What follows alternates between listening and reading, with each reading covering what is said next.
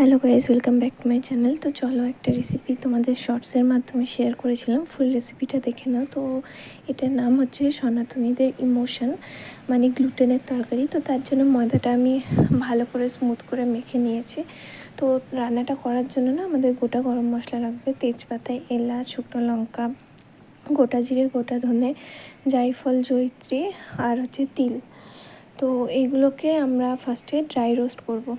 আর কি কি রয়েছে দেখো, চিনি রয়েছে, ঘি রয়েছে, একটুখানি টক দই রয়েছে, টমেটো রয়েছে, আদা রয়েছে, কাঁচা পাকা লঙ্কা রয়েছে। এবার চলো ফার্স্টে কড়াইতে জিরে দেবো, শুকনো কড়াইতে। তারপরে দেবো হচ্ছে ধনে, তারপরে দেবো হচ্ছে জায়ফল, তারপরে জয়িত্রী, জায়ফল। ওইটা কাঠের মতো কি, ওটা আমি ভুলে যাই নামটা, প্লিজ কিছু মনে করো না, ওইগুলো দেখে দেখে দিয়ে দেবে। তারপরে দেবো হচ্ছে তিলটা দেওয়ার পরে ভালো করে ফ্রাই করব যতক্ষণ একটা সুন্দর অ্যারোমা আসবে। তো তারপরে যখন হালকা করে একটু ফ্রাই হয়ে যাবে, তোমরা সেই সুন্দর অ্যারোমাটা পাবে, তখন আমরা তেজপাতাটাকে ছোটো ছোটো করে কুচি কুচি করে কেটে আর শুকনো লঙ্কাটাকে 2 টুকরো করে কেটে ওটার মধ্যে দিয়ে আবার ভালো করে ফ্রাই করব। দেখো আমি ছোট ছোট করে কাটছি, কারণ এই যে মশলাটা আমরা বানাচ্ছি না, এটাকে আমরা লাস্টে হচ্ছে মিক্সার গ্রাইন্ডারে পেস্ট করব। তো ওই জন্য যতটা ছোটো ছোটো করে দেবো তত পেস্ট করতে আমাদের সুবিধা হবে। তো এইভাবে দিয়ে ওটা কড়াইয়ের মধ্যে দিয়ে আবার একটুখানি ভালো করে নাড়াবো। এই পুরো প্রসেসটা কিন্তু হবে একদম লো ফ্লেমে, আমরা কিন্তু ফ্লেম বাড়াবো না, কারণ একবার মশলাটা পুড়ে গেলে কিন্তু খাবারটা আর ভালো লাগবে না খেতে। তো তারপরে টমেটো কুচিটা দিয়ে দেবো আর আদা কুচি। আদাগুলোকে একদম ছোটো ছোটো করে কেটেছি, ওই একটাই কারণে যাতে গ্রাইন্ডটা ভালোভাবে হয়। আর আমি এখানে লঙ্কা দিচ্ছি, যে যেমন ঝাল খাও সেরকম লঙ্কা দেবে।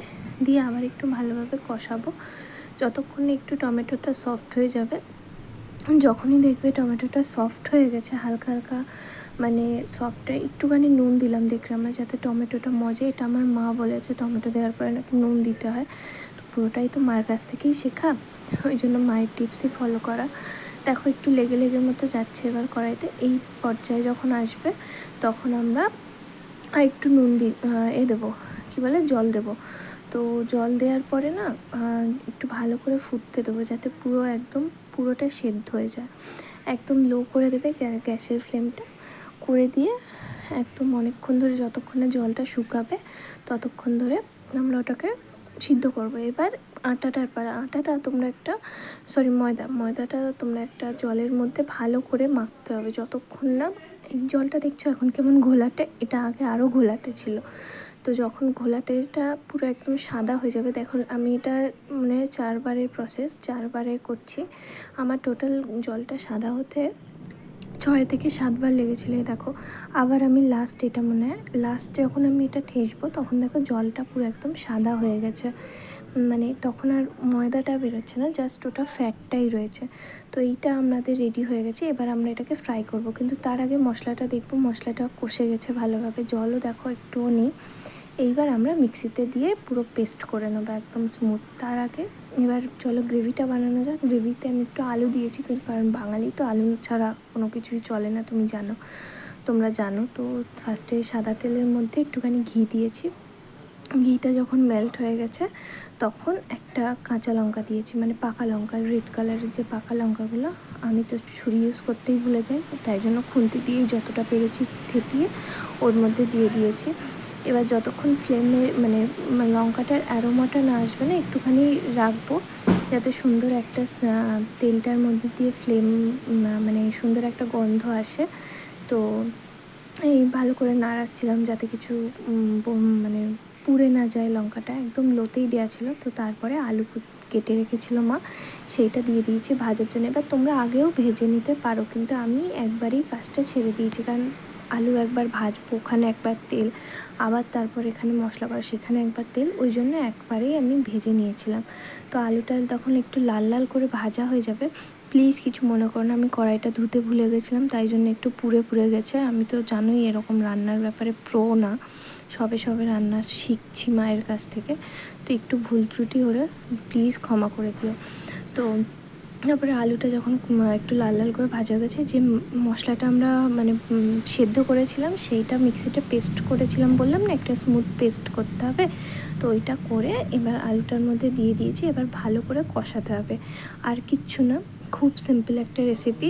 ভালো করে এবার বাটি ধোয়া জল দেখেছি মা দিত, মিক্সির বাটি দেওয়া ধোয়া জল দিলে নাকি টেস্ট খুব বাড়ে, তো আমিও তাই দিলাম বাটি ধোয়া জল দিয়ে। এবার খুব ভালো করে কষাবো, কষাতে কষাতে দেখবে যখন তেল ছাড়বে, তার যে তেলগুলো বেরোবে, সেই টাইমে আমরা কিছু মশলা অ্যাড করবো, কিন্তু তার আগে মিডিয়াম ফ্লেমে ভালো করে নাড়াতে নাড়াতে তেল ছাড়া পর্যন্ত কষাবো। তো এই এখনও আমি কষাচ্ছি। এবার আমি দেবো হচ্ছে কাশ্মীরি লাল মির্চ, যেটা বলে শুধু কালারের জন্য, কোনো ঝাল হয় না।